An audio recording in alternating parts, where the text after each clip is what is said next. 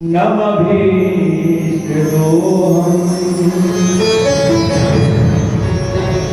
तीर्थास्पदं शिवविरञ्जनं शरण्यं भक्त्यार्तिहं प्रणतपाल भवामि बोधम् वन्दे महापुरुषे चरणारविन्दम्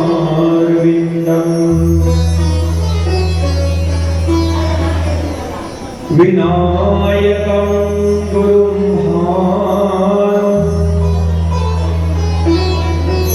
ब्रह्म विष्णु महेश्वरं सरस्वती प्रणम्यामि सर्वकार्यार्थ सिद्धये रामाय रामभद्राय रामचन्द्राय वेदसे रघुनाथाय नाथाय सीताय पतिये नमः। वंशे विभूषितकरा नवनीराहा पीताम्बरा तरुणबिम्बफलाधरुष्टा पूर्णेन्दुसुन्दरमुखा दर्विन्दनेत्रा कृष्णात् परं किमपि तत्त्वं न जानामि।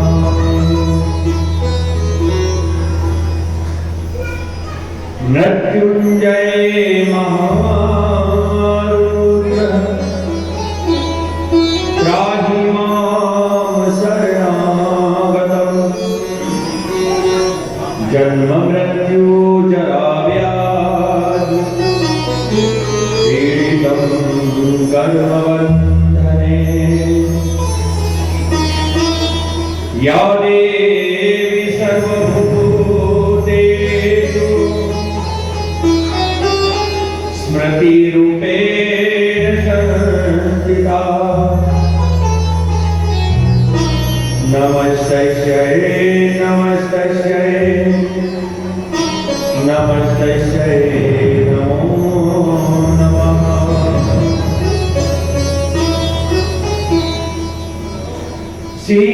सीतानाथ समारम्भा श्रीरामानन्दास्य मध्यमा अस्मदाचार्यपर्यन्ता वन्दे श्रीगुरुपरम्परा।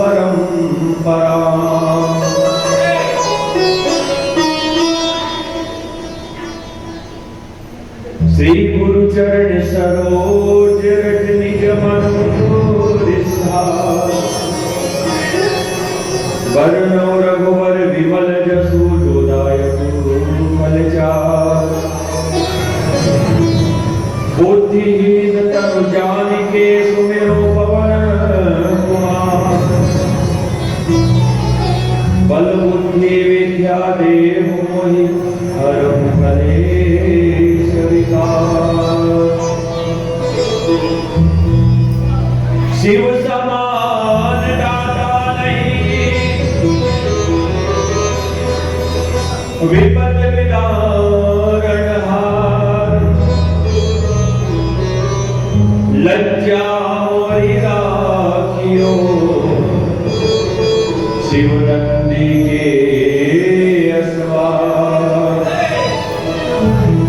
ओ लज्जा मोरि राखियो शिव नंदी के असवार।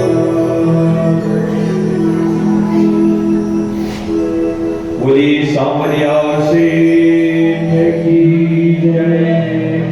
श्री सीतारामचंद्र भगवान की जय। जगत जननी माता की जय। हनुमत लाल की जय। बुद्ध भावन भोलेनाथ भगवान की जय। हर हर महादेव, हर हर महादेव, हर हर महादेव।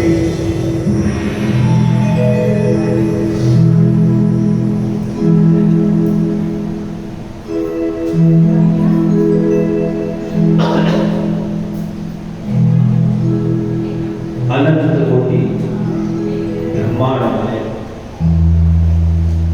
चंद्रमौलेश्वर भगवान श्री भूत भवन करुणा के सागर, प्रेम के सागर, स्नेह के सागर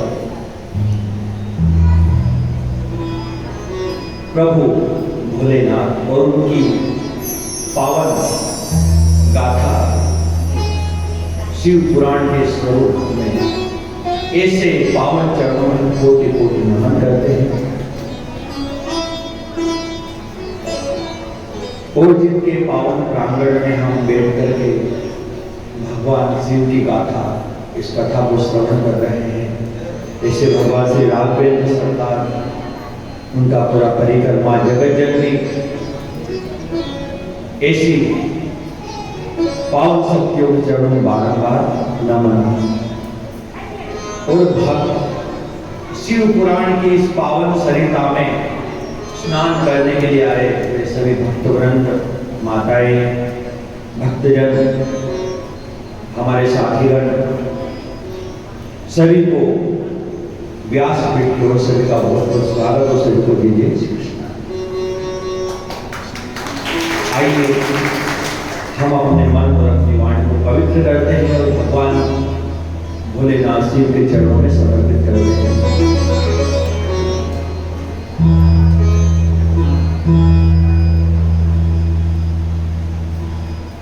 नमामि समीसां निर्वाण रूपं विभुं व्यापकं ब्रह्मवेद स्वरूपं। नमामि समीसां निर्वाण रूपं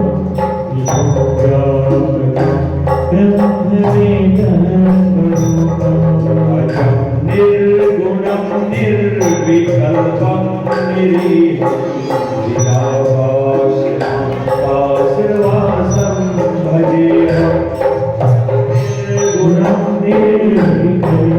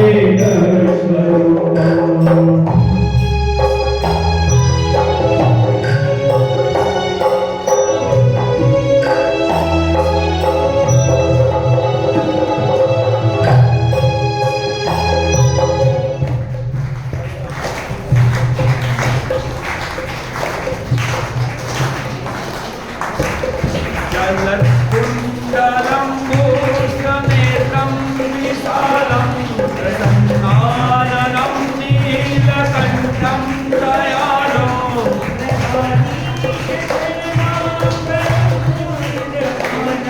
प्रियशङ्करं सर्वदा नमामि शमीशाननिर्वाणरूपम्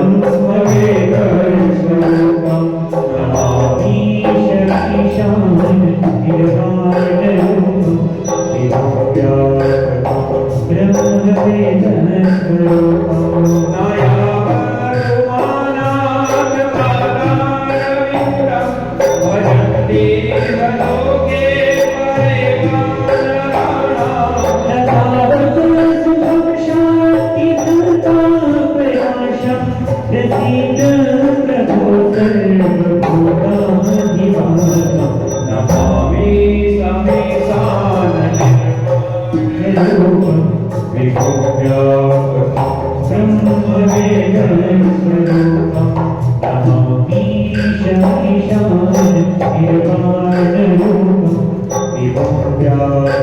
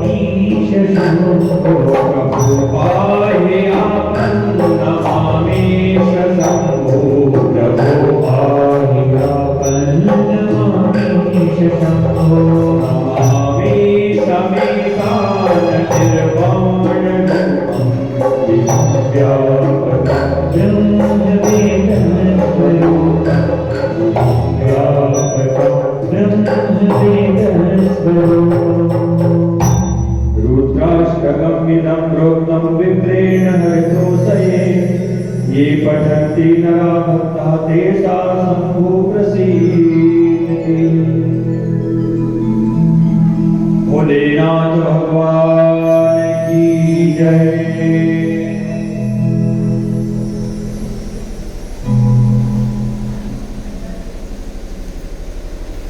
कराल महाकाल कालम कृपाल।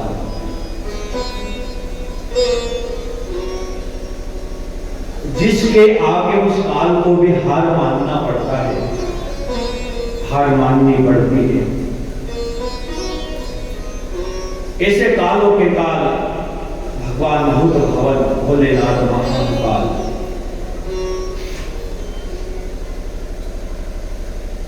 जिनकी पावन महिमा पावन करुणा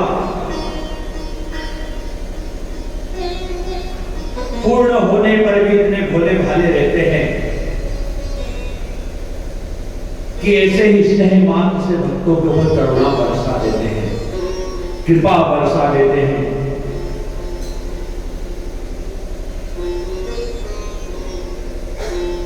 अन्य देवताओं के लिए तो बहुत सारी सीमाएं रखी गई है, बहुत सारे नियम रखे गए हैं कि भैया अंदर तक प्रवेश नहीं कर सकते।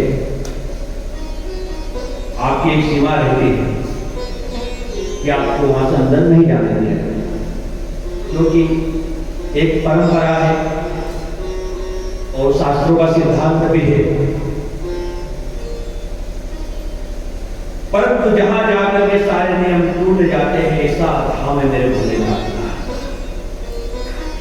ऐसा शिवालय है कि जहां पर छोटा हो बड़ा हो, अमीर हो गरीब हो, सब जाकर के समान हो जाता है उसके पास। ऐसा धाम है।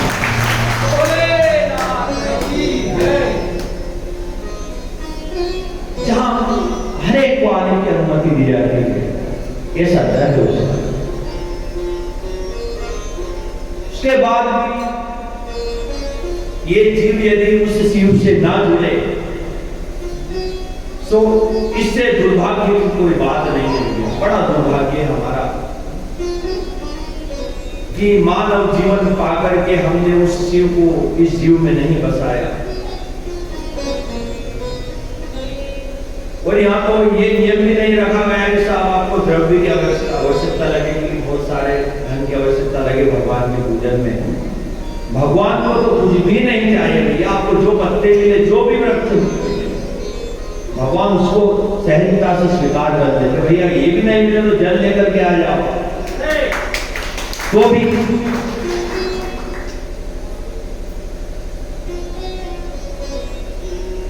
और आजकल तो चल पड़ा है एक लोटा जल सब समस्या होगा।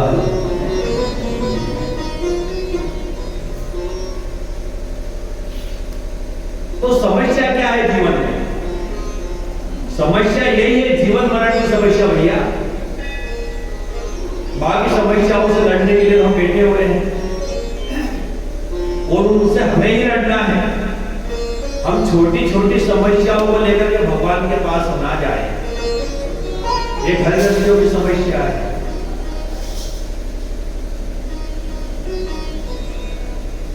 ऐसा कहा गया है कि अन्न का कण और भगवान के दर्शन का क्षण और साधु संतों के दर्शन का क्षण व्यर्थ में नहीं गवाना चाहिए। अन्न का कण भी व्यर्थ में नहीं जाना चाहिए।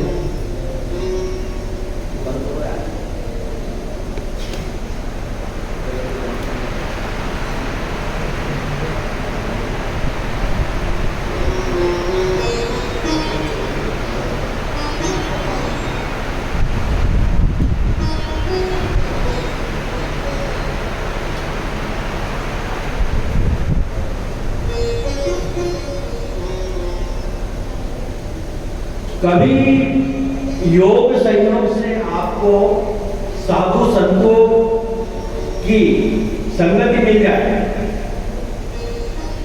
तो उनके पास अपने घर गृहस्थी की बातें लेकर के मत बैठ जाओ।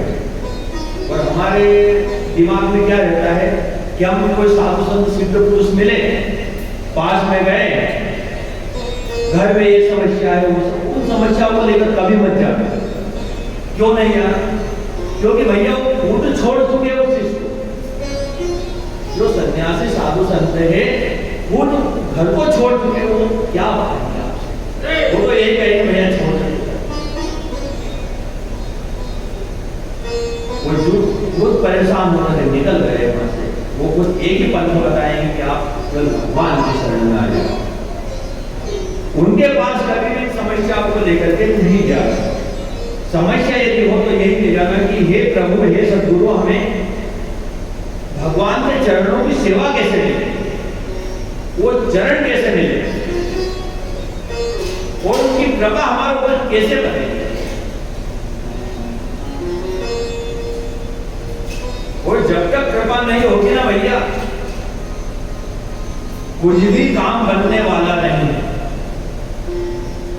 बहुत सारे लोगों को हमने देखा है, कर्म करते करते करते करते पूरा जीवन समाप्त कर दिया। काम करते करते करते, बोले काम तो करना पड़ेगा, जीना है तो काम तो करना पड़ेगा।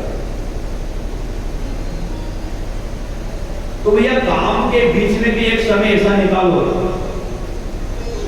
कि प्रीत हो जाए मेरे भोलेनाथ से। एक समय थोड़ा सा निकालो, एक समय तो निकालना पड़ेगा आपको। एक दिनचर्या ऐसी बना करके रखो कि उसमें ये समय जो है मेरा भोलेनाथ के लिए, या फिर मेरे राम के लिए, मेरे सांवरिया के लिए। इस समय भले कुछ भी काम हो जाए, पर ये समय में खराब नहीं होगा। अरे भैया, पूजा करने के लिए, ध्यान करने के लिए, उनका दर्शन करने के लिए कोई सा भी काम छोड़ा जा सकता है, परंतु किसी काम के लिए उनका दर्शन नहीं छोड़ा जा सकता। इस बात का विशेष ध्यान रखना। ये परीक्षाओं की घड़ी रहती है हमारे लिए, उनको कभी ना छोड़े।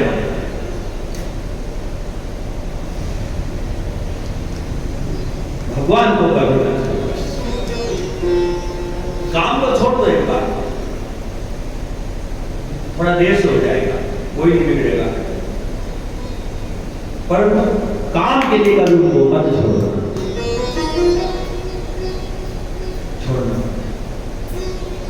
और भले आप करते रात दिन करते रहो, हम कहते ना कि हम रात दिन कमाते, रात दिन कमा के कमाएं। उसका कारण क्या है भैया? भले हम काम करेंगे, परंतु जब तक उसकी कृपा नहीं होगी तब तक वो देने वाला नहीं।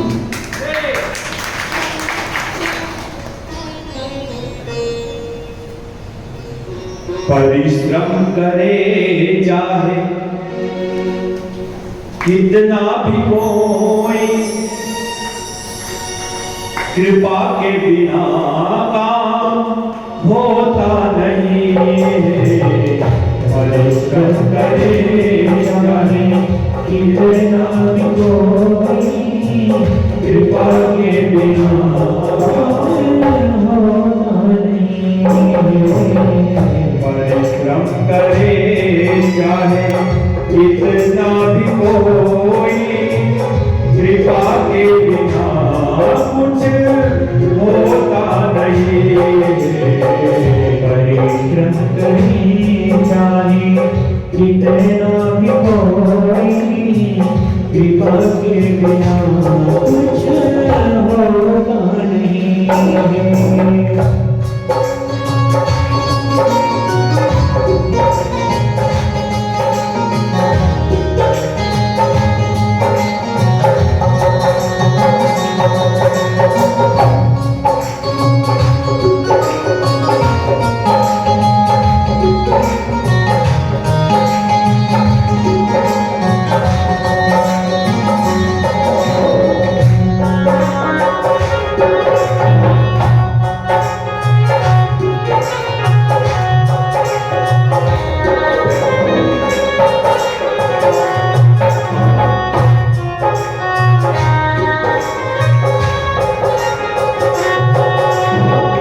मृगावारी जैसे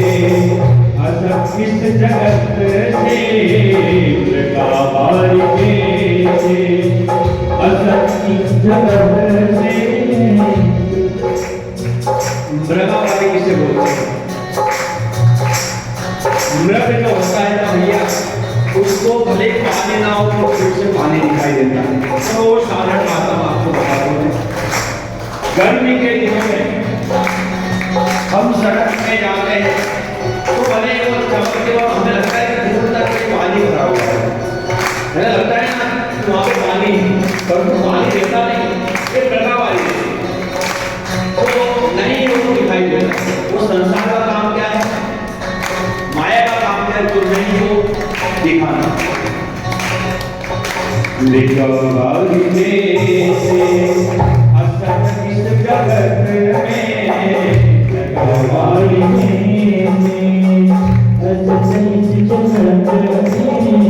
पुरस्कार के घर पर बचना मुसीबत में, पुरस्कार के घर पर बचना मुसीबत में। जो पुरुषार्थ का अपने पुरुषार्थ में काम देगा ना, वही इससे बचता है। श्री हरि के छोड़ बंदे, श्री हरि के सब छोड़ बंदे,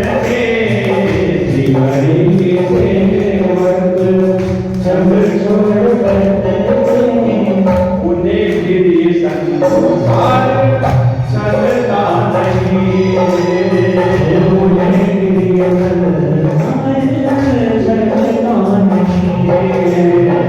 परिश्रम करे कोई कितना भी दे, परिश्रम करे कितना भी दे, कृपा के बिना बनता नहीं, कृपा के बिना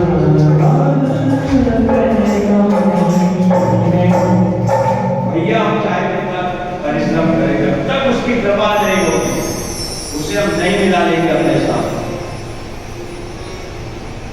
तब तक काम करने वाला नहीं। आपको बताया था उस दिन पता,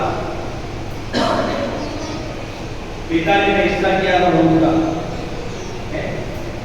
उसके बिना संभव ही नहीं है, वो बटा भी नहीं आपके बीच में, बंटवारा करवा दिया उसके बिना कुछ भी संभव नहीं है।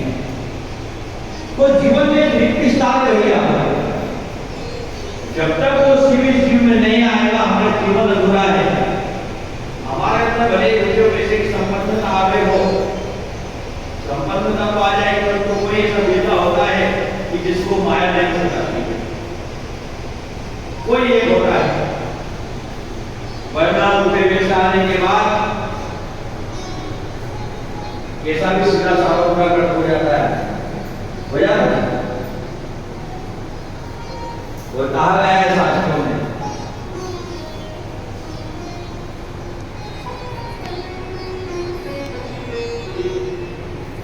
झुकता वही है जिसमें जान होती है, झुकता वही है जिसमें जान होती है, और अकड़ मुझे की पहचान होती है। अकड़ मुझे जो ज्यादा करता है एकदम बड़ा काम है, ऐसा कोई नहीं। हम थोड़े प्रयास कर रहा है तो मुद्दे के समान नहीं है, मुद्दे समान नहीं। तो जो होने के बाद झुक जाए, भाई भगवान ने आपको दिया है तो फल वाला वृक्ष ही झुकता है, वो सूखा वृक्ष एकदम पड़ जाता है। तो हमको फल वाले हैं और भगवान ने झुकना सिखाया है,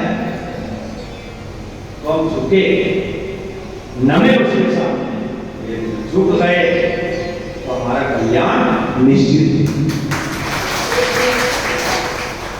तो कथा क्या है कि झुकना ही सिखाती है कि हम भगवान के सामने झुके, कैसे कैसे नम्र बन करके जाए, कैसा स्वभाव अंदर बना करके जाए, ये छल कपट सब बाहर रखे।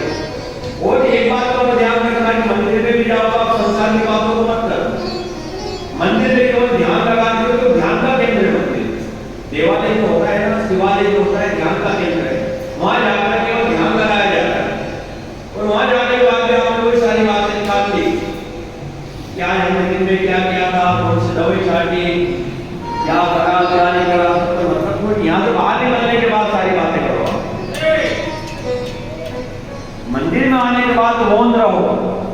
जितना हो सके मौन रहो,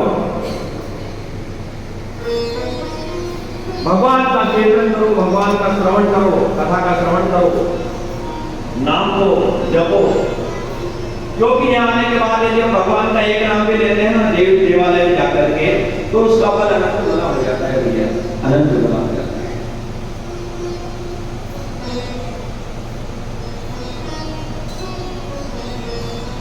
तो जो कथा होती है ईश्वर से जुड़ने का सबसे बड़ा साधन है कथा। कोई कथा ही होती है तो हमारी सारी व्यथा को मिटा देती है। और कल आपको बताया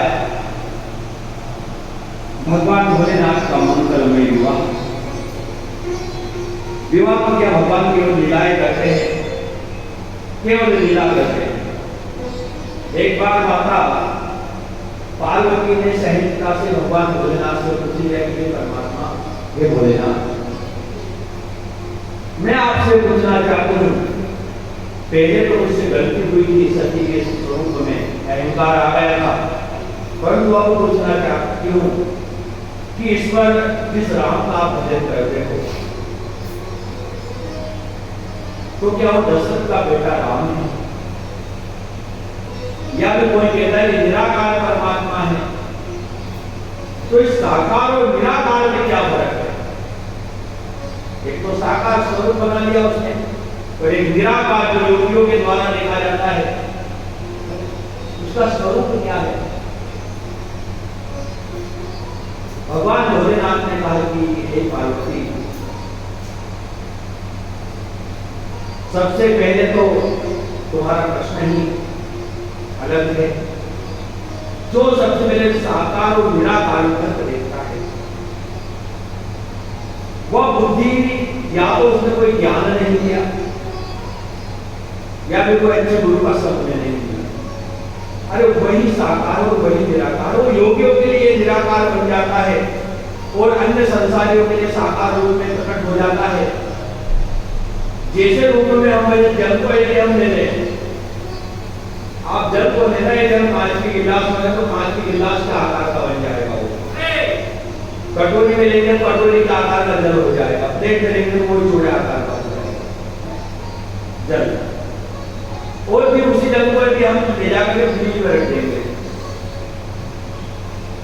तो बर्फ बन करके साकार रूप में प्रकट हो जाएगा। जल तो नहीं है, पहले निराकार रूप में था, परंतु भक्तों को जैसा चाहिए, जिस रूप में वो भजना चाहते हैं, कि हर एक व्यक्ति उस पराकाष्ठा पर नहीं पहुंच सकता, हर एक की ताकत भी नहीं वहां तक पहुंचना। हम कहते हैं ना ध्यान ध्यान, बहुत लोग कहते हैं कि हम ध्यान में बैठे, 8 लोग बताए गए, तो ये सात्विक समाधि है। यम नियम से आगे जाकर 7वें स्थान पे ध्यान आता है, और 8वें पे तो समाधि लग जाती है। ध्यान के बाद में तो समाधि लगती है, इसलिए सीढ़ी चढ़ाया जाता है। तो ध्यान की परिभाषा क्या है, पहले तो ये समझो आप। क्या ध्यान लगा करके व्यक्ति ध्यान लगाता है, माला लेकर के बैठता है,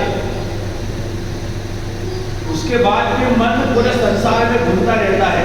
माला लेकर के बैठे और आसपास देखेंगे 2-4 लोग मुझे देख रहे हैं कि नहीं देख रहे हैं, प्रभाव मेरा पड़ रहा है कि नहीं पड़ रहा। भगवान में ध्यान का लोगों में ध्यान ज्यादा के लोग मेरी तरफ आकर्षित हो रहे हैं। तो ये कोई ध्यान नहीं है। ध्यान उसे कहते हैं कि आप भगवान के ध्यान में खो जाओ। तो चाहे आपको कोई कुछ भी करके चला जाए, आपको खुद का भान ना रहे, स्वयं का भान ना रहे कि मैं कहां पे हूं,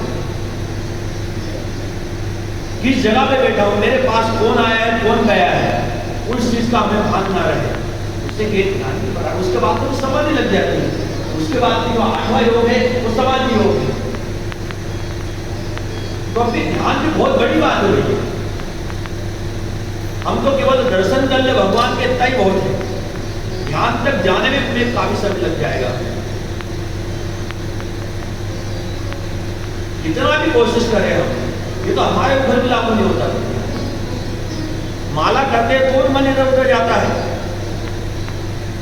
एक जगह स्थिति थोड़ी रह पाते, तो बहुत बड़ी बात हो गई ध्यान की। हम यदि कहें अपने मुख से कि हम ध्यान कर रहे हैं, भगवान का चिंतन कर रहे हैं, तो वो अलग बात है। वो जो कर लेगा वो कहेगा नहीं। जिसने भगवान का ध्यान कर लिया, वो उस मानस कर दिया, वो बोलने लायक ही नहीं रहेगा। वो जो बोल के बता रहा है कि मैंने कर लिया, ध्यान तक बोल गया, समझ लो अभी तो बोले नहीं, शुरुआत नहीं हुई। अरे एक बात, साधारण सी बात सुनो। आप कोई यदि आपसे कहेगा कि साहब हम कथा सुनते सुनते डूब गए, उसमें डूब गए। अरे भैया तू डूब गया तो बोल कैसे रहा? डूबने के बाद तो बोलने वाली शक्ति समाप्त हो जाती है, उससे लगन ऐसी लग जाती है कि दूसरे लोग हमें दिख ही नहीं पाते। वो ध्यान की शक्ति ऐसी होती है। यदि तू बोल रहा मतलब तू अभी भी यह संसार में भटक रहा है। भगवान की पूजन तो करते हैं, परंतु तो भगवान से प्रेम करना और सीख जाओ। जब तक हम उस ईश्वर से प्रेम नहीं करेंगे, अरे भैया एक चीज बताओ मैं आपको, ईश्वर का ध्यान लगाने के लिए आपको बोलना पड़ता है। पंडित जी आपके पास पूजा करवाते, हाथ में पुष्प देते, अब भगवान का ध्यान करो, कहते तो आप ध्यान करते हो, वरना उस समय आप ध्यान करो, भगवान का मंत्र बोल रहे हैं, उस समय आप ध्यान करने बैठ जाओ। उस समय भी पूर्णता पूरे विश्वास से ध्यान नहीं हो पाएगा, लोग नाटक करते हैं, और वो ध्यान सही में हो रहा है आपका भगवान का।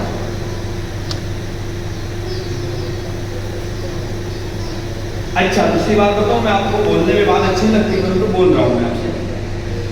किसी नए जोड़े की शादी हुई, पत्नी सस गई, तो उसको ध्यान में लाना पड़ता, अपने आप आ जाता है ध्यान, आधा नहीं आता पत्नी का ध्यान। तो भैया पत्नी से उनका ध्यान लाने में तुम्हें केवल बोलना पड़ता है, उसका बिना बोले ध्यान आ जाता तुम्हें परिवार वालों का। बच्चों का ध्यान बिना बोले आ जाता है, मेरे बच्चा ऐसा होगा, वैसा कर, भगवान का ध्यान करना, थोड़ा सा ध्यान करना कि आज वो मेरा भोला कैसा होगा,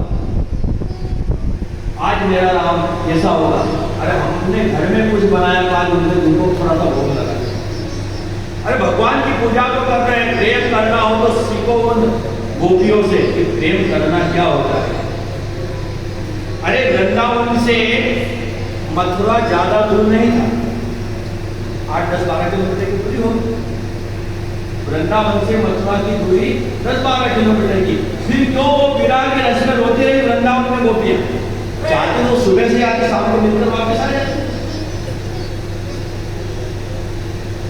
परंतु व्यक्ति के मिल जाने में, किसी व्यक्ति को मिल जाने से ज्यादा उसकी यादें अच्छी रहती हैं। जो यादें रहती है ना भैया, उनमें जो आनंद है, उसको मिल जाने के बाद तो सारी भगवान के नाम में जो आनंद है। जब समुद्र में सेतु बांधा जा रहा था लंका में पहुंचने के लिए, तो नर के द्वारा राम राम लिख करके और पत्थर जमाए जा रहे थे, और सारे पत्थर तेरे जा रहे थे। तो राम जी ने क्या किया, एक पत्थर लिया, मेरे नाम से पत्थर तो दे रहे हैं, अब मेरे पूरे।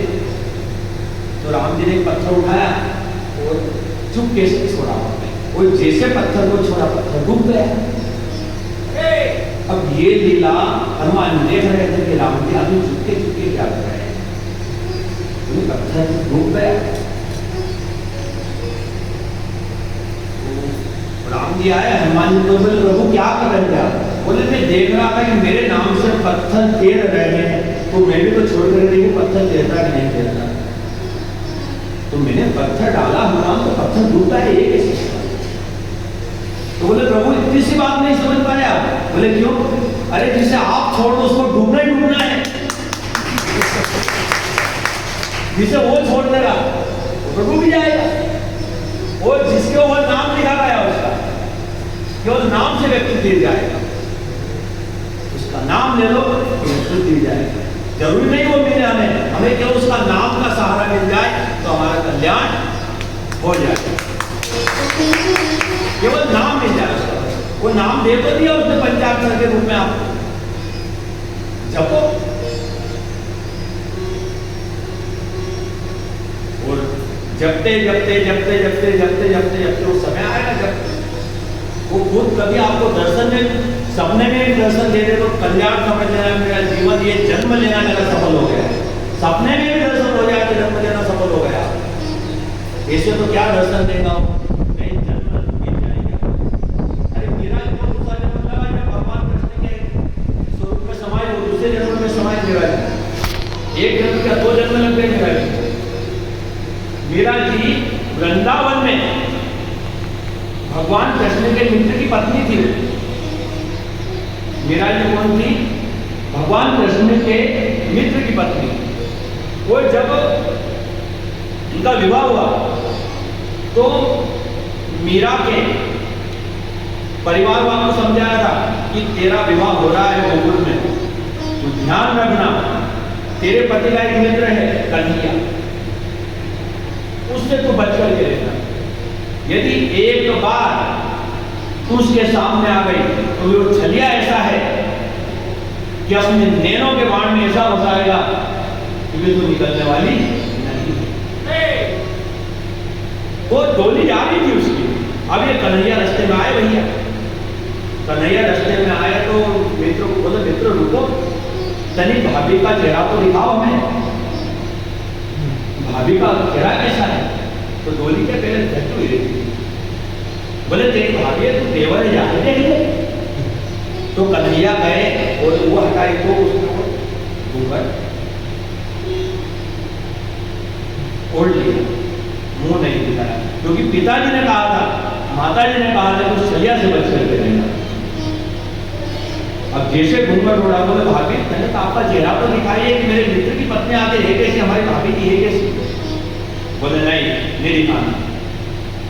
और जैसे कहा कि नहीं दिखाना, कन्हैया ने कह दिया कि भाभी आप कह तो रही हो कि नहीं दिखाना, परंतु आज के बाद तुम मेरे चेहरे को देखने के लिए तरस जाओगे। तो कन्हैया चले गए। परंतु कहीं तो कृपा भले कहते, उसके बाद की कृपा तो रहती भैया उनकी। कहीं लीला कर रहे थे और उनका चेहरा एक बार भाभी को दिख गया, और जैसे दिख गया चेहरा देखते ही मोहित हो गए। स्वरूप ऐसा होता है, मोहित हो गई। वो जैसे देखा भगवान को, अपने माता पिता को पूछने लगी सबसे पहले कि हे माता पिता, तुमने किस ईश्वर को देखने के लिए मुझे मना किया? परमात्मा को देखने के लिए इतनी कोशिश के बाद में इसने मिलने की, परंतु कन्हैया नहीं आए। और कन्हैया करते करते मीरा जी ने प्राण छोड़ दिए। अब उनका दूसरा जन्म हुआ मेड़का, शायद मेड़का में हुआ, मेड़का में हुआ राजस्थान में। तो उस समय रेदास जी गिरधर लाल जी की छोटी सी प्रतिमा लेकर के वहां मेड़का पहुंचे। रेदास जी गिरधर लाल की छोटी सी प्रतिमा लेकर के मेड़का पहुंचे प्रवचन देने के लिए, कथा करने के लिए। उस समय मीरा जी छोटी सी दीपाली करते, तो सभी लोग कथा सुनने के लिए जाया करते थे। तो मीरा जी ने जीत की अपनी माँ से कि माँ आप कथा सुनने जा रहे, तो मुझे भी अपने साथ ले लो। तो माँ ने कहा कि नहीं बेटा, तू क्या सुने, बच्ची वहां मस्ती करेगी? नहीं माँ, मुझे चलना है। और जबरदस्ती जीत करी और माँ के साथ चली गई। और माँ के साथ गई, और जैसे ही रेदास जी के पास में वो गिरधर लाल जी की मूर्ति देखी, मूर्ति को देख करके और पहचान गई कि ये गिरधर लाल वही है जिसने पिछले जन्म में मुझे अपना चेहरा नहीं दिखाया। और फिर रेदास जी के पास गई, बोले हे गुरु जी, आपके साथ में जो गिरधर लाल है ना? बोले हाँ बेटा, ये आपके लिए नहीं, मेरे लिए आ गया है, मेरे लिए। बोले क्या? ये मेरे गिरधर लाल नहीं, ये मेरे गिरधर लाल। दोनों के अंदर बहस हो गई और रेदास ने मीरा को कहा, जाओ गिरधर लाल तुम्हारे नहीं। अब जैसे ही मीरा जी घर आई, उस दिन से मीरा जी ने खाना पीना सब छोड़ दिया और बिस्तर पे लेट गई। ध्यान में लेट गई। माँ ने पूछा, बेटी तुझे हुआ क्या है? बोले नहीं, मुझे गिरधर लाल चाहिए, बस गिरधर लाल। खाना पीना सब छोड़ दिया। कई दिन बीत गए।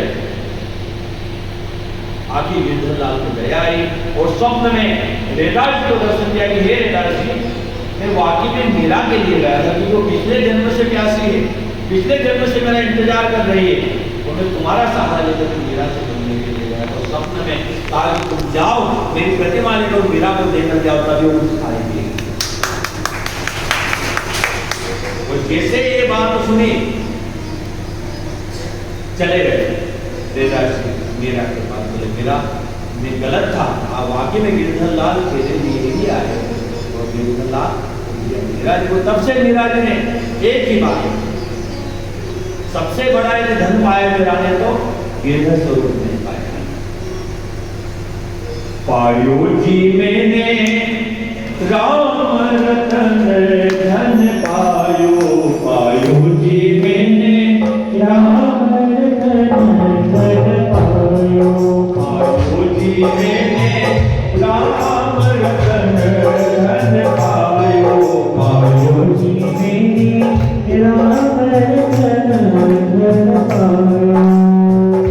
वस्तु अमोलक दी मेरे सतगुरु, वस्तु अमोलक दी मेरे सतगुरु, कृपा करे अपनायो, पायो जी मैंने राम रतन धन पायो, पायो जी मैंने राम रतन धन पायो।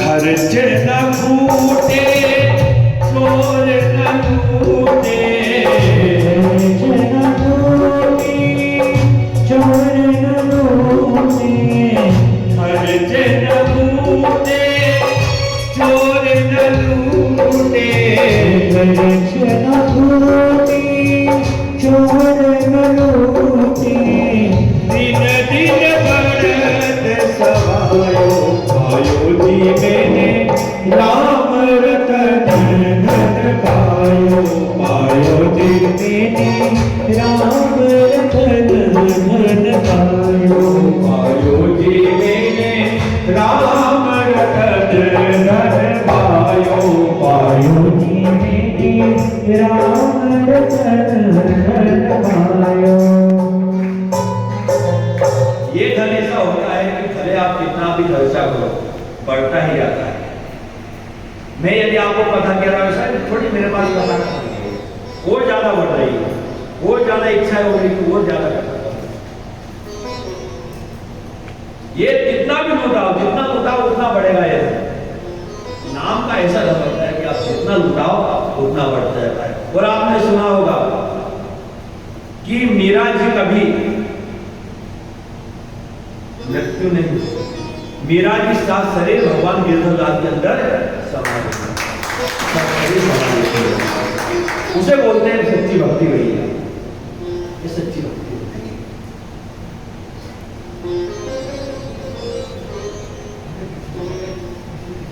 ऐसी भक्ति हमें करना है, तो इसके लिए जन्म बीत जाएंगे हमारे, एक साथ थोड़ी होगी, तो इसके लिए कई समय लग जाएगा।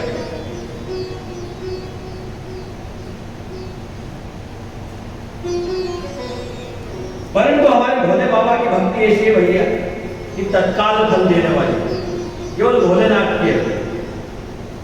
इधर तो उधर पाओ, और कितनों का ही कल्याण किया है हमारे भोले बाबा ने।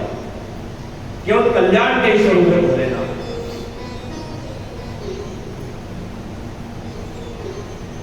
एक बार एक और ऋषि थे, और ऋषि जो हिमालय में साधना किया करते थे, तप किया करते थे, बहुत तपस्या करते, तपस्या करते करते ऐसे तपस्या करते कि वहां इनसे तक का सिंहासन पे डोल उठता था। इतनी साधना करते थे गुरु ऋषि, वो नियमित रूप से भगवान का पूजन, ध्यान, धारणा सब किया करते थे।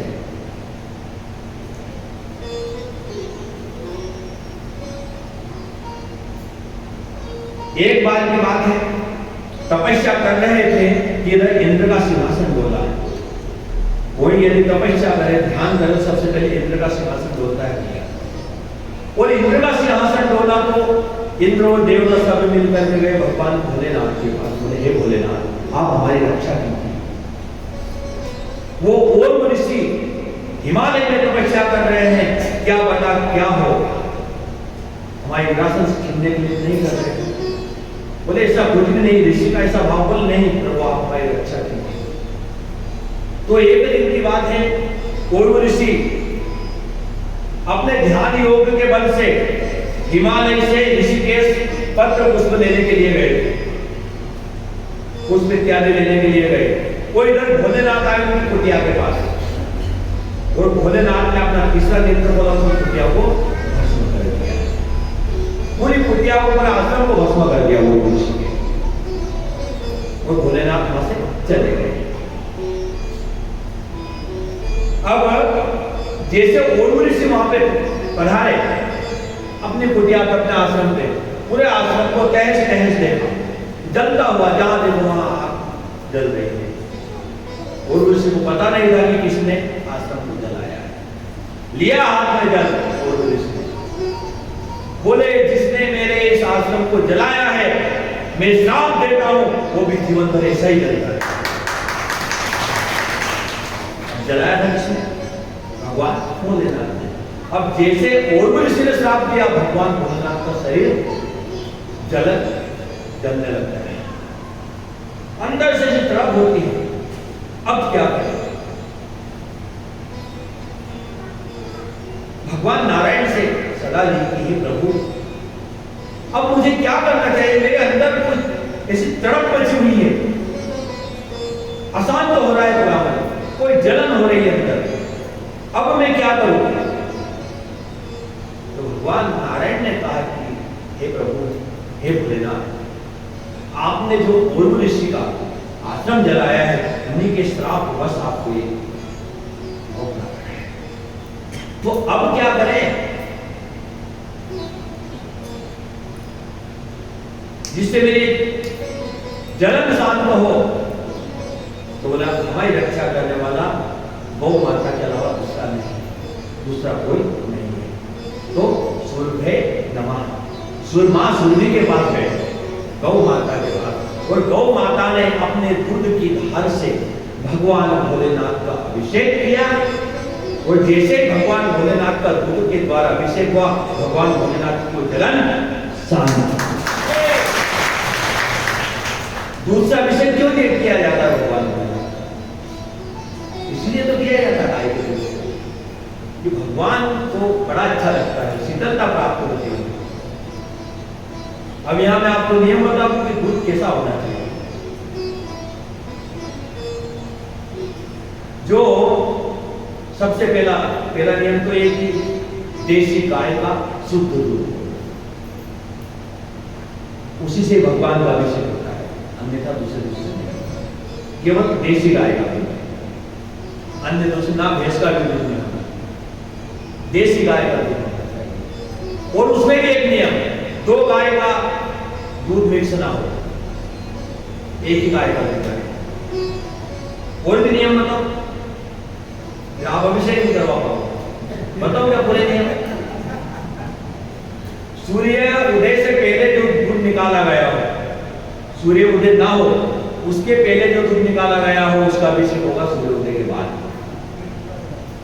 जब तक सूर्योदय ना हो उस समय आप दूध निकालो, और उसका अभिषेक होगा सूर्योदय के बाद।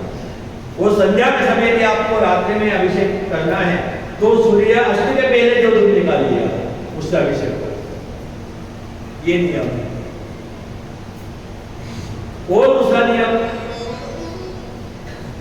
नियम तो बोल दे दिया, नियम के अंदर जाएंगे तो जिस गौ माता ने बछड़े को जन्म दिया, वो जन्म देते ही बछड़ा मर गया, उस गौ माता का उसको भोजन तो नहीं करना। ये भी नियम। और नियम, बछड़ा यदि धारा हो गौ माता को, है ना, दूध पी रहा हो, जब तक वो दूध पीता बंद ना हो, ये नियम है, उसमें लिखा हुआ बता रहा हूं, जब तक उसकी भूख समाप्त पूरी ना हो, हाँ वो नियम में जाता है आपको। पूरा नियम तो ये, जब तक उसकी भूख शांत ना हो, पूरा उसका पेट भराया, उसके बाद जो दूध बचे उससे भगवान का अभिषेक होगा। ये नियम है ना? चलो यहाँ तक मत जाओ, नियम है कि हमें जाना, बहुत सारे नियम भगवान के, पंचोपचार, षोडशोपचार, बहुत सारे नियम है। सर्वनाश से अभिषेक होता है, ग्रंथ से अभिषेक होता है, शहद से भगवान भोलेनाथ का अभिषेक होता है, जैसी जैसी कामनाएं हमारी देती है ऐसा अभिषेक होता है भगवान भोलेनाथ का, है ना? ये और दूसरी बात, कभी भी भगवान को पौने दिन का दूध ना चढ़ाएं। पौने दिन का जो बाजार का दूध आता है, कभी भी भूनकर के भले नहीं हो तो आप जल से भगवान को अभिषेक करो, जल से ही अभिषेक करो, और पौने दिन का दूध कभी भी भगवान को ना चढ़ाएं। क्या पता कैसा कैसा कहां से दूध आता है, वो ऐसा दूध भगवान को कभी भी ना चढ़ाए, ना ही भैंस का दूध चढ़ाए, केवल शुद्ध देशी गाय का दूध भगवान को चढ़ाना चाहिए, या नियम है। तो सूर्य माता से प्रार्थना करो, सूर्य माता के दूध से भगवान की छुड़ावा तड़प शांत हुई। और इसी प्रकार भगवान भोलेनाथ ने अनेकों अनेक लीलाएं की है कि व्यक्ति जिस भाव से मुझे जो वस्तु अर्पित करता है, मैं उसका वैसे ही कल्याण करता हूँ। और पूरे जीवन में हमें यही तो करना है कि भगवान को जो चीज प्रिय है, जो अच्छी लगे, वो उनका काम करते जाए और आगे बढ़ते जाए। क्योंकि तो जीवन है ना भैया, चलता जा रहा है, चलता है, पता ही नहीं चल पाता हमें कितना बचा है। और गारंटी तो हम नहीं दे सकते, कल का दिन हम देख लेंगे। एक ही व्यक्ति ने गारंटी ली थी पूरे जीवन में कि मैं 7 दिन जीऊंगा। किसने? राजा परीक्षित की पूरी गारंटी थी, भैया मैं 7 दिन तक जिंदा रहूंगा और भागवत को सुनूंगा। बाकी तो हमारी तो कोई गारंटी नहीं है कि 7 दिन तक हम रहेंगे या अगले दिन तक रहेंगे, कोई गारंटी लेगा।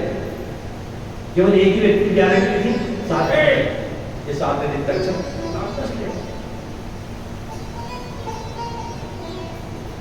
गाड़ी चल रही है, क्या पता कब उतरना पड़ जाए, अपने स्टेशन आए उतरना पड़ेगा। परंतु अब आपके जो साथी है, राही कोई आगे जाना हो, उससे प्रिय आपने बना नहीं साहब कि हम साथ में बैठे हुए आए, वहां से दो से बैठे हो, साथ में अच्छी मित्रता होगी, तो उसके साथ थोड़ी है ना आगे तक। अपनी जहां मंजिल आ जाएगी वहां पे आपको उतरना पड़ेगा। जहां पे आपका स्टेशन है वहां आपको उतरना पड़ेगा। आप तो सोचो मैं उसके साथ बैठा रहा हूं, चला जाओ, भले गली रोड़ी परिवार क्या है, ये रेलगाड़ी के डिब्बे में बैठे हुए सब साथी तो है, मिल गए भाई, दादाजी की मंदिर आ गए, स्टेशन को उतरना पड़ेगा। अब वो तो बैठा है, मैं पोते तक रहूं, तो पोते को आगे तक जाना है भैया। ये जीवन की गाड़ी चली जा रही है, उतरने की मंजिल करीब आ गई है। जीवन की गाड़ी चली जा रही है, उतरने की मंजिल करीब आ गई है।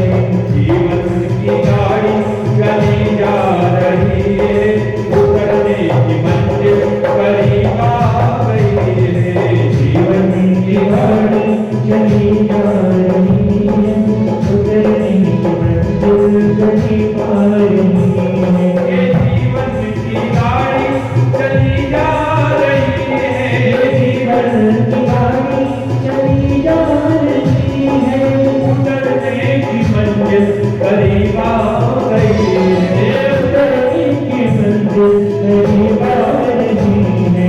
जीवन की गाड़ी चली जा रही है, उतरने की मंजिल करीब आ गई है। जीवन की गाड़ी चली जा रही है, उतरने की मंजिल करीब आ रही है।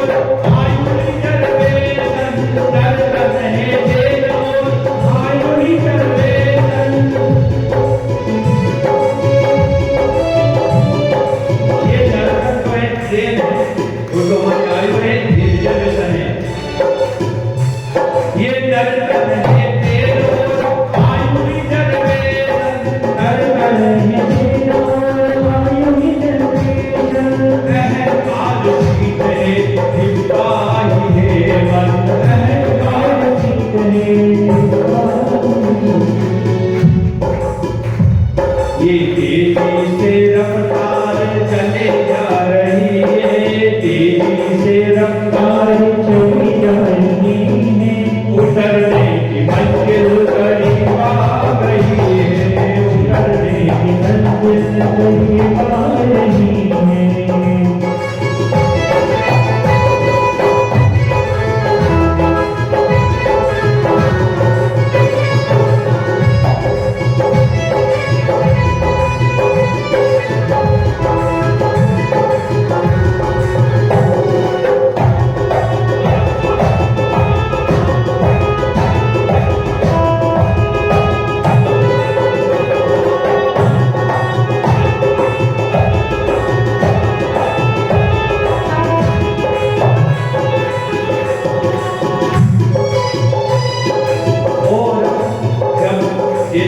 संसार में आए तो सबसे पहले आपने क्या देखा?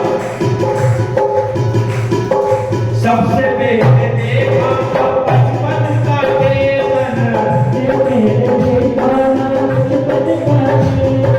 सबसे पहले देखा था बचपन का टेंशन, बिना बाद में फिर जवानी का जश्न, बिना बाद में फिर जवानी का जश्न। ये बुढ़ापे से आगे बढ़ी जा रही है, बुढ़ापे से आगे बढ़ी जा रही है, उतरने की मंजिल करीब आ रही है, उतरने की मंजिल करीब आ रही है। ये जीवन की गाड़ी चली जा रही है, उतरने की मंजिल करीब आ रही है, जीवन की गाड़ी चली जा रही है, उतरने की मंजिल करीब आ रही है। ओ भैया, ये जो ट्रेन है इसका काम क्या है पता आपको? दिन रात पटरी पे ये दौड़ती है, दिन रात पटरी पे ये दौड़ती है, दिन रात पटरी पे ये दौड़ती है, दिन रात पटरी पे ये दौड़ती है। आखिर को अपनी जगह छोड़ती है, मुसाफिर को अपनी जगह छोड़ती है।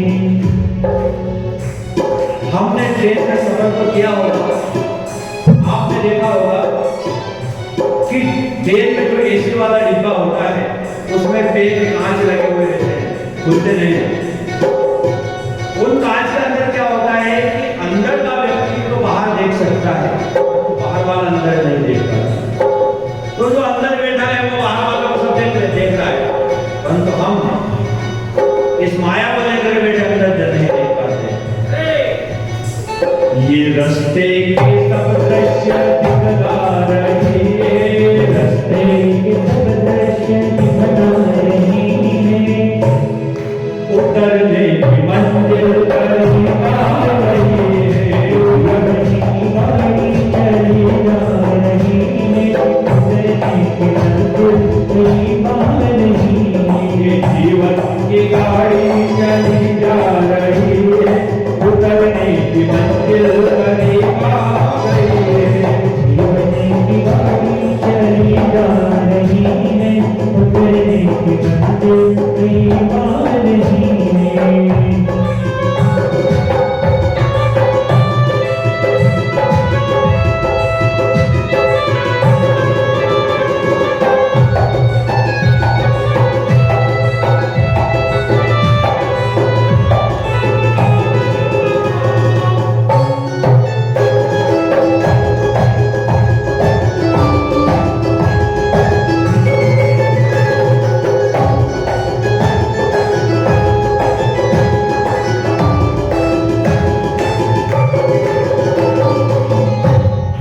भोलेनाथ भगवान की जय। तो भैया ये जीवन की गाड़ी पता नहीं चलता हमें कि उम्र कैसे हमारी चलेगी। और आपको एक बात बताऊं मैं, आपको आपकी जन्म तारीख पता है ना, कि उस तारीख के दिन हमारा जन्म हुआ है ना। आपकी शादी की सालगिरह की तारीख पता है आपको, कि उस दिन हमारी शादी की सालगिरह है ना। परंतु आप ये बता देना कि हमें पता है कि हम उस दिन बूढ़े हुए थे। वो दिन पता है आपको कि उस दिन हम बूढ़े हो गए थे? पता है बेटे बात क्यों ना दिन बूढ़ा हुआ था? कि ये पता ही नहीं चलता कैसे बूढ़े हो जाते हैं। अरे उसकी कोई तारीख निश्चित नहीं। हम अभी भी सोच रहे हैं साहब हम उसी दुनिया में हैं और हम बहुत आगे निकल गए, बहुत आगे निकल गए। और जो बचा हुआ शेष जीवन है इसे केवल भगवान पर अर्पित करो। हम कहते हैं कि साहब बुढ़ापा होता है भगवान का भजन करने में, पूजन करने के लिए। तो एक बात बताऊं मैं आपको, मुरझाया हुआ भगवान को नहीं करता है। भगवान को मुरझाया हुआ फूल नहीं करता है, भगवान को ताजा शुद्ध फूल चढ़ता है। अब ना तो इनके कान से सुना है, ना आंख से दिखा है, ना भजन गाने के लिए दांत मिलता। वो जाओ आप मंदिर में कथा सुन लो, दर्शन कर लो, तो नहीं करेगा वो। ना तो वहां काम का नया काम था भाई, जब काम का था वो तब तो आया नहीं वो पूरे जीवन जो जिस माहौल में नहीं ढला तो बुढ़ापे में कहां जाके ढलेगा वो बताओ। भजन तो पहले से शुरुआत होती है। अब बोले बुढ़ापे में कहां, बुढ़ापे में उसने पूरी जिंदगी तो उसने ऐसे निकाल दिया। बुढ़ापे में भजन तो जबरदस्ती उसको बिठा करके रखोगे तो कोई मतलब थोड़ी है भैया। घड़ा ही पक गया तो उसके बाद उसको अपन सोचे कि इसको सीधा सामना कर दो, संभव नहीं है। जब तक वो कच्चा है तब तक उसे आप आकार में ढाल सकते हो, वरना पूरा हो जाने के बाद कुछ भी नहीं होगा।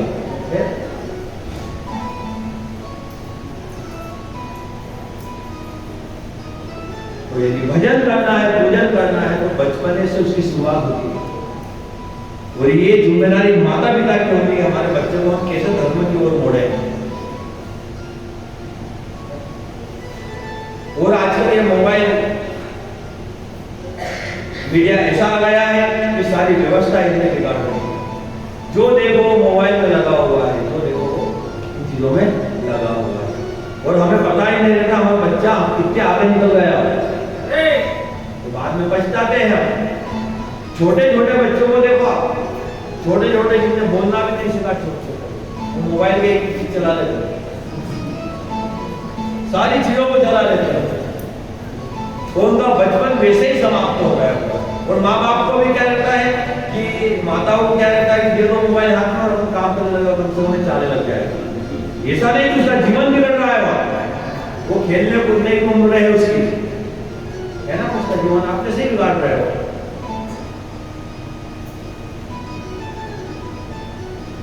तो इन बच्चों को संस्कार हमें देना है कि हम इनको धर्म की ओर कैसे ले जाए, धर्म की तरफ कैसे ले जाए। अब इधर भगवान गणेश जी का विवाह हुआ, स्कंद स्वामी नहीं आए, परंतु जिनका उद्धार किया था भगवान स्कंद ने, कार्तिक स्वामी ने, तारकासुर का, उनके 3 पुत्र थे। तारकासुर के कितने पुत्र थे? 3 पुत्र। एक तारकाक्ष, एक विद्युन्माली, कोई छोटा कमलाक्ष, 3 बेटे। और तीनों बड़े अच्छे साधक थे। इन्होंने मेरू पर्वत की तंद्रा में जाकर कई वर्षों तक तप किया। ये मेरू पर्वत की तंद्रा में रहे और कितने ही हजारों वर्षों तक इन्होंने तप किया ब्रह्मा जी का। और जब ब्रह्मा जी प्रकट हो गए तो इन्होंने मांगा कि हमें विजय होने का वरदान दीजिए, अमर होने का वरदान दीजिए। तो ब्रह्मा जी ने कहा कि ये तो मेरे बस में नहीं है कि मैं आपको ये वरदान दे सकूं। बोले फिर एक काम कीजिए ब्रह्मा जी, हमें अजय होने का वरदान दे दिया, हमारा कोई वध नहीं कर पाए। और दूसरी बात ये, हम तीनों के लिए 3 नगर बनाए जिसका कोई भेदन नहीं कर सके, उन नगरों का कोई भेदन नहीं कर सके।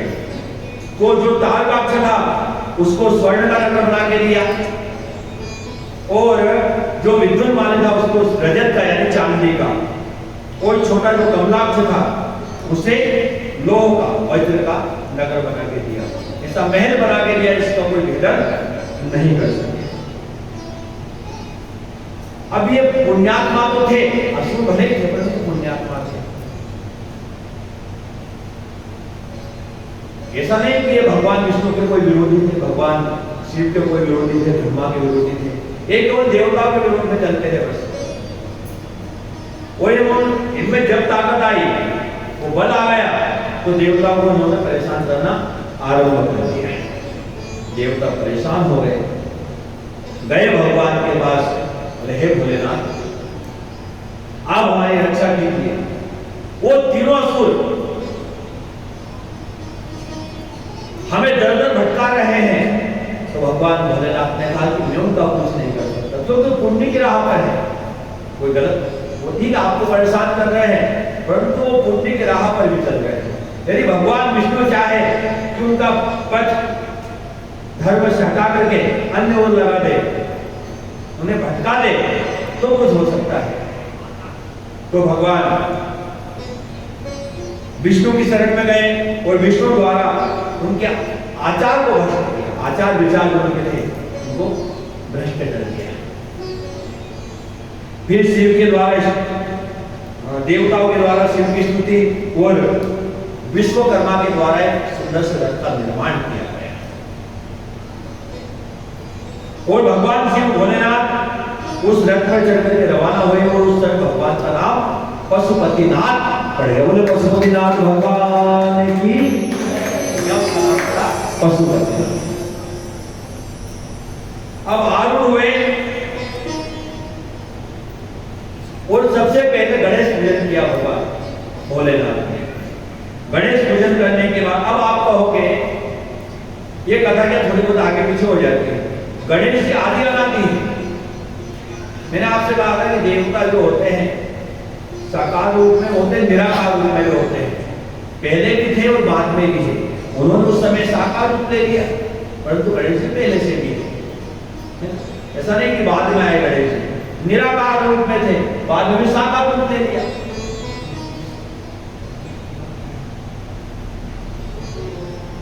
और जो मई दानव था वो वहां से निकल गया और तारकासुर के 3 पुत्र त्रिपुर का भगवान भोलेनाथ ने तीनों का ही एक साथ वध किया। भोलेनाथ भगवान की। और दूसरे भगवान भोलेनाथ का पशुपति नाम पड़ा। फिर मई दानव भगवान भोलेनाथ के पास गया, भगवान भोलेनाथ से याचना की और भगवान की आज्ञा से उसका वितल लोक में जा, भगवान ने उसको आज्ञा दी और वितल लोक में चला गया। अब आइए इधर ब्रह्मा के पुत्र मरीचि, वापस ब्रह्मा के पुत्र मरीचि और मरीचि के कश्यप, और कश्यप ऋषि से दक्ष ने 13 कन्याओं का विवाह किया। कश्यप ऋषि से दक्ष ने 13 कन्याओं का विवाह किया था। उनमें से एक पत्नी का नाम था धनु।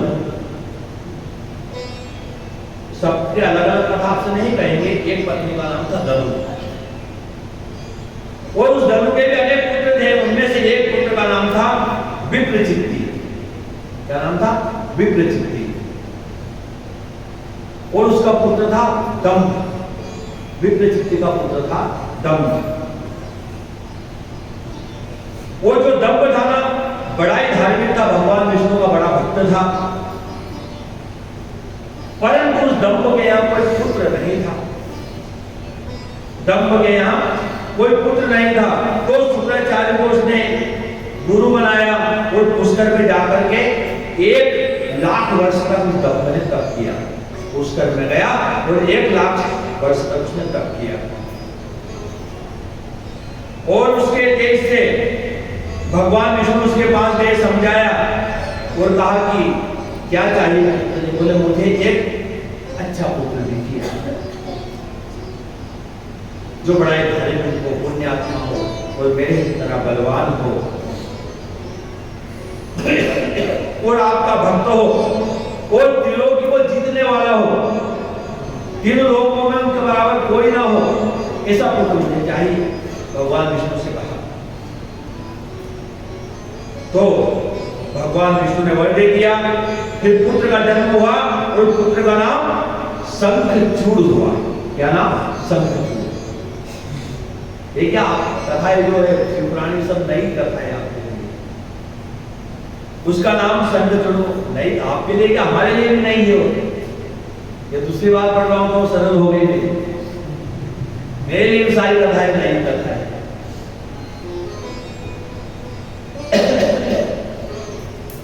शंखचूड़ हुआ और उसने पुष्कर में जाकर के कई वर्षों तक ब्रह्मा जी का तप किया। ब्रह्मा जी प्रकट हुए और कहा कि वर मांगो।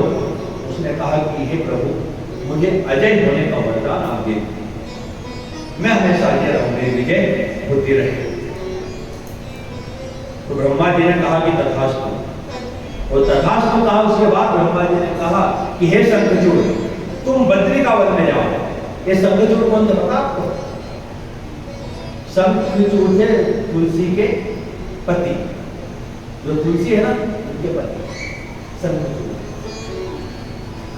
इनसे कहा कि तुम जाओ बद्री का वन में, वहां पे धर्मध्वज की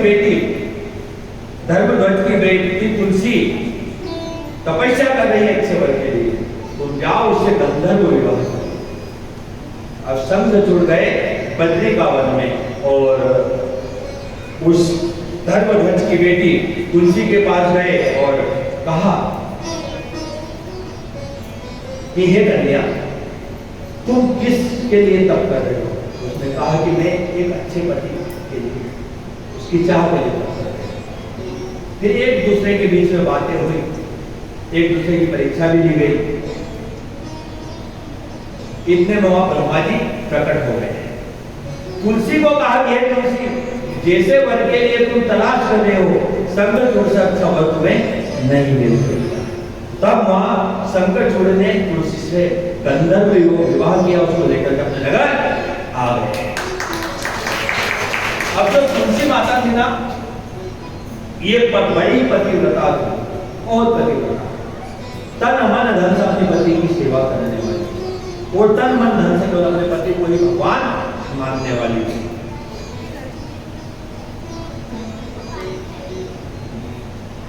अब इधर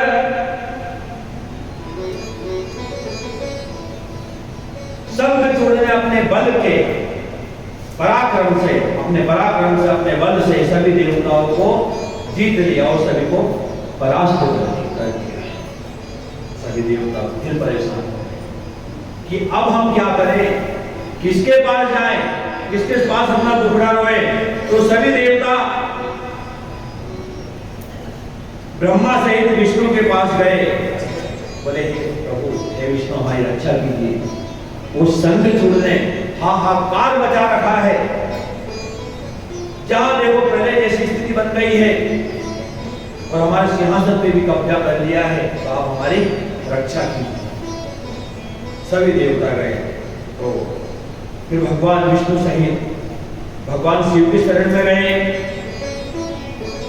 और चित्ररथ को शंखचूड़ के पास भेजा कि शंखचूड़ के पास जाओ, उसे समझाओ कि तू ऐसा मत कर, देवताओं को परेशान मत कर। परंतु शंखचूड़ नहीं माने, बिल्कुल भी नहीं माने। अब इधर भैया देवताओं और दानवों में कई दिनों तक युद्ध चला, बहुत दिनों तक युद्ध चला, परंतु शंखचूड़ किसी को भी नहीं माना। हर एक के ऊपर भारी पड़ता था, यहां तक भगवान विष्णु के ऊपर, भगवान शिव के ऊपर भी भारी पड़ गया।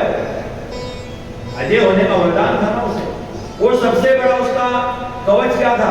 उसकी पत्नी का सतीत्व।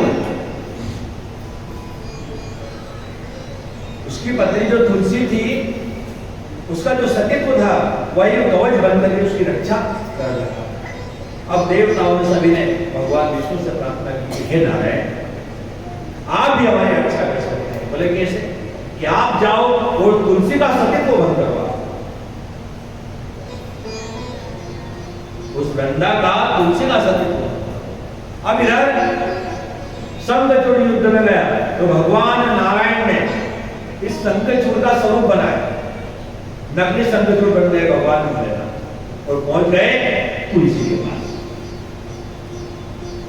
और तुलसी के पास जैसे गए, तुलसी ने भगवान नारायण का स्पर्श किया, स्पर्श करने से उसका सतीत्व भंग हुआ है। और जैसे यह सतीत्व भंग हुआ, भगवान भोलेनाथ ने आक्रमण कर दिया उस शंखचूड़ का वध। हाहाकार मच गया कि शंखचूड़ मारे गए, मारे गए, मारे गए। जैसे तुलसी को पता चला कि शंखचूड़ मारे, तो जो मेरे पास आए थे वो कौन थे? चले तो नारायण थे, छलिया थे। बोले हे नारायण, तुम छलिया हो, तुमने छल से मेरे पति का रूप बना करके मुझे छला है, और एक पत्थर स्वरूप हो तुम जाओ, मैं तुम्हें श्राप देती हूं, आज के बाद तुम पत्थर के ही बन जाओ। तब से भगवान नारायण सालेग्राम बन गए, तब से बने भगवान नारायण सालेग्राम। और कहा कि ठीक है, मैं पत्थर का तो बन गया, जब तक तुलसी भगवान भोलेनाथ के ऊपर नहीं सालेग्राम के ऊपर नहीं चढ़े, तब तक उनकी पूजा पूर्ण नहीं मानी जाएगी। और तुलसी भी भगवान नारायण की पहले से ही भक्ति थी, मन में उसके भी इच्छा थी, पूर्व जन्म की कोई इच्छा हुई भगवान नारायण ही मेरा वरण करे, तो सालेग्राम से ही तुलसी का वरण हुआ है। भगवान सालेग्राम ने तुलसी को ग्रहण किया। तो इस प्रकार भगवान कैसा, भगवान भोलेनाथ का भी साकार रूप है और निराकार रूप है। साकार रूप कौन सा? जो मूर्ति के रूप में, निराकार रूप कैसा? जो लिंग के रूप में, इसको निराकार रूप कहते हैं। ऐसा भगवान नारायण के भी दो रूप है। साकार कौन सा? राम के रूप में, कृष्ण के रूप में, ये साकार रूप है। वो निराकार रूप है सालेग्राम के रूप में, पत्थर के रूप में, वो निराकार रूप है भगवान नारायण का। दोनों के दो, बाकी सब मिलकर के एक हो जाते हैं। जिस प्रकार वहां शिवलिंग, ऐसा यहाँ पे सालेग्राम सदा है। उनको बिलपत्र की प्रिय है, उनको तुलसी की प्रिय है, और दोनों में ही कोई भेद नहीं है, कोई भेद नहीं। ये तो हमारी बुद्धि केवल संसार में भेद कर देती बाबा, बाकी एक दूसरे के अंदर कोई भेद नहीं है, और ना ही हमें भेद करना चाहिए।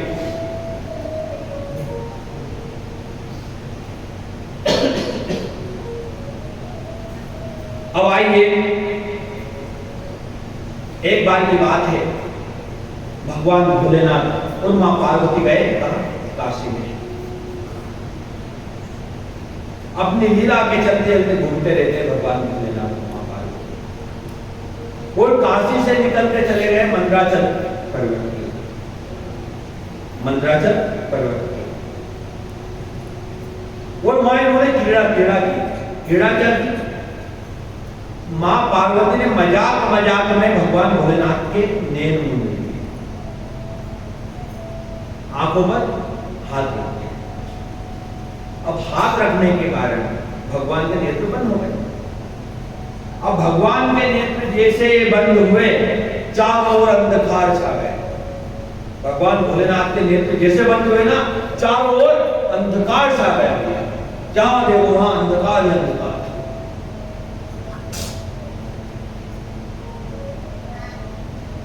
और शिव से, अग्नि और पसीने से एक जीव पैदा हो गया। भगवान शिव से, उनके पसीने से एक जीव पैदा हुआ। वो छोटा से बालक को प्रकट हुआ, जिसका नाम आगे जाके अंधकासुर पड़ा। जो अंधकासुर है ना, भगवान भोलेनाथ का उनके पसीने से उत्पन्न हुआ।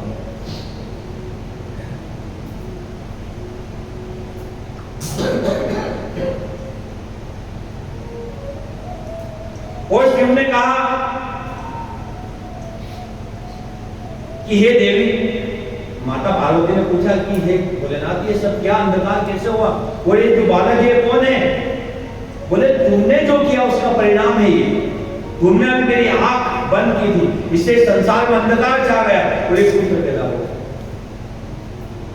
पूरी अंधा रह गया। इसका नाम अंधकासुर रहेगा।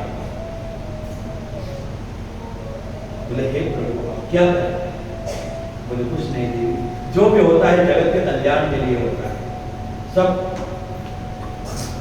सब हरी इच्छा से होता है। और आज से तुम इसकी माता हो। क्या कहा? आज से मैं इसका पिता हूं और आप इसकी माता हो। अब इधर आपने देखा होगा कि कश्यप ऋषि की जो संतानें हैं उनमें से दो, एक हिरण्यकश्यप और एक हिरण्याक्ष। हिरण्यकश्यप की कथा आपको सुनी, प्रहलाद के जो पिता थे, और एक हिरण्याक्ष। हिरण्याक्ष जंगल में तप करने के लिए गए, उनके यहाँ कोई संतान नहीं थी। हिरण्याक्ष के यहाँ कोई संतान नहीं थी। और एक कथा आपको सुनी थी कि हिरण्याक्ष की कौन संतान है? हिरण्यकश्यप की तो हमने सुनी कि उनके यहाँ प्रहलाद जी का जन्म हुआ था। अब हिरण्याक्ष वन में गया और भगवान भोलेनाथ का उसने तप किया, कई दिनों तक तप किया। बोले क्या चाहिए? बोले मुझे संतान चाहिए। बोले तेरे भाग्य में वैसे संतान नहीं, फिर भी मैं अपना आशीर्वाद स्वरूप ये अंधकासुर तुझे दे रहा हूं। और भगवान भोलेनाथ ने जो उनका पुत्र था अंधकासुर को दे दिया हिरण्याक्ष। और हिरण्याक्ष उस अंधकासुर को लेकर के अपने घर चले आए। तो इधर देखो, देखा जाए तो प्रहलाद और अंधकासुर दोनों भाई भाई के लड़के है ना। अंधकासुर और प्रहलाद जी दोनों भाई भाई के लड़के। और इधर फिर अपने बल के अभिमान के कारण ये हिरण्याक्ष पृथ्वी को लेकर के रसातल में चला गया। तो भगवान ब्रह्मा जी को का वहां से वारा का अवतार हुआ और पृथ्वी का हरण करके दिला गया। वहां पे हिरण्याक्ष का वध किया है। ये कथा का यहाँ पे विस्तार ज्यादा नहीं हुआ है, यहाँ पे ज्यादा शिव की कथा का विस्तार हुआ है। और पृथ्वी को लेकर के आए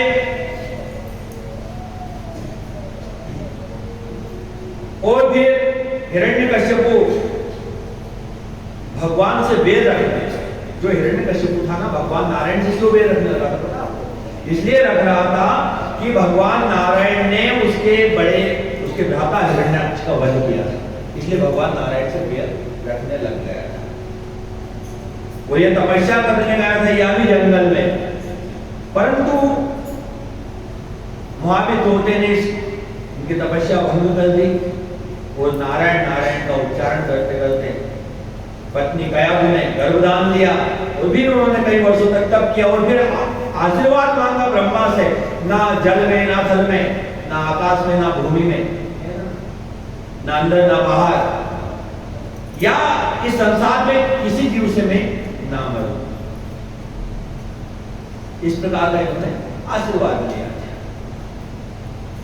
परंतु भैया जब समय आता है वो काल हमारे घर में उत्पन्न हो जाता है और प्रहलाद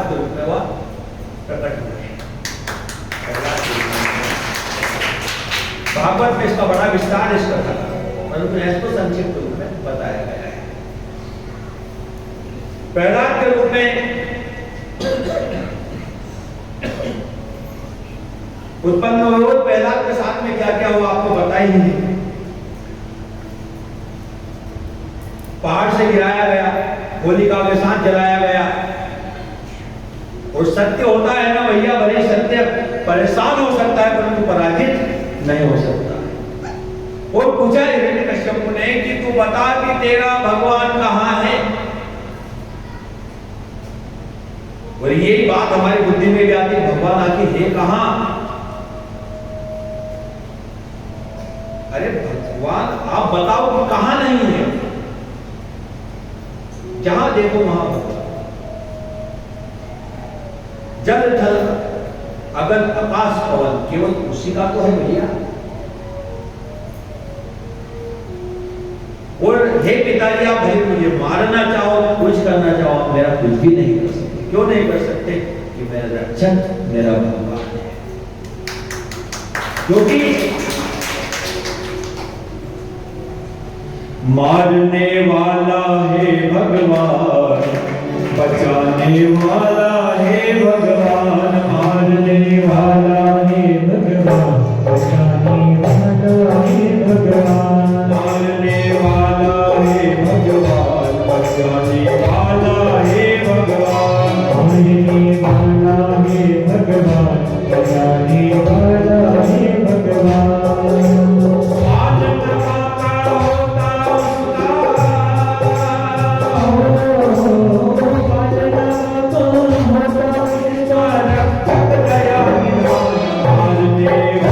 है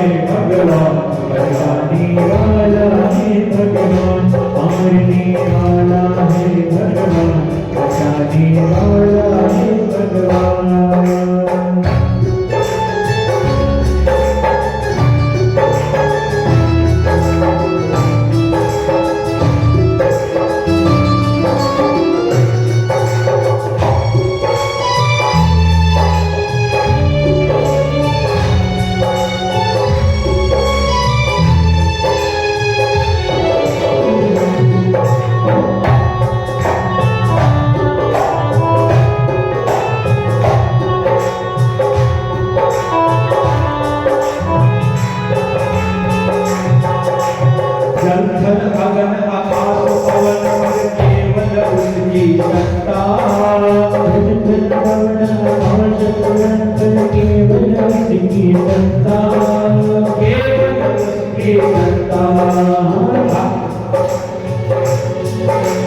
हरी इच्छा के बिना यहाँ पर हिल न सके पत्ता, हिल न सके पत्ता। उसी का सोचा यहाँ पे होगा, उसी का सोचा यहाँ पे होगा। उसकी महिमा महान, मारने वाला है भगवान, बचाने वाला है भगवान। मारने वाला है भगवान, बचाने वाला है भगवान। छोड़े छोड़े भाई मन की आशा, स्वार्थ बिना छोड़ो। छोड़े भाई मन की आशा, स्वार्थ बिना सब